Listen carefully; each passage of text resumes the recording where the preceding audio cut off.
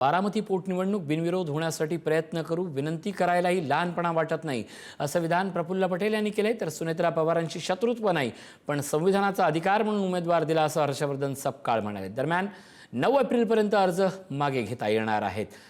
यामुळे या क्षणाच्या ह्या दोन मोठ्या बातम्या आपण बघतोय। बारामती निवडणुकीच्या बाबतीत राष्ट्रवादी काँग्रेसचे प्रफुल्ल पटेल यांनी पोटनिवडणूक बिनविरोध करण्यासाठी विनंती करायला लहानपणा वाटत नाही हे विधान केलं आहे। तर दुसरीकडे सुनेत्रा पवारांशी आपलं शत्रुत्व नाही पण संविधानाचा अधिकार म्हणून उमेदवार दिलाय अशी काँग्रेसने आपली भूमिका मांडलेली आहे। चर्चेतल्या विसंवादातून बारामतीची पोटनिवडणूक ही निवडणुकीपर्यंत जाणार का याची उत्सुकता असताना ही दोन मोठी विधानं अत्यंत महत्त्वाची ठरणार आहेत।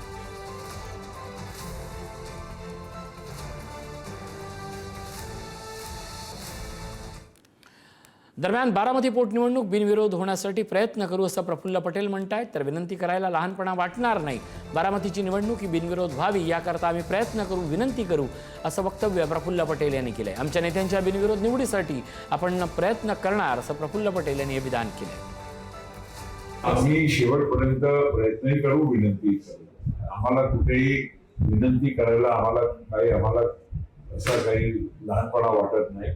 बिलकुल आम्ही आमच्या नेत्यांच्या बिनविरोध निवडणूक होत असेल तर त्यासाठी प्रयत्न करणार।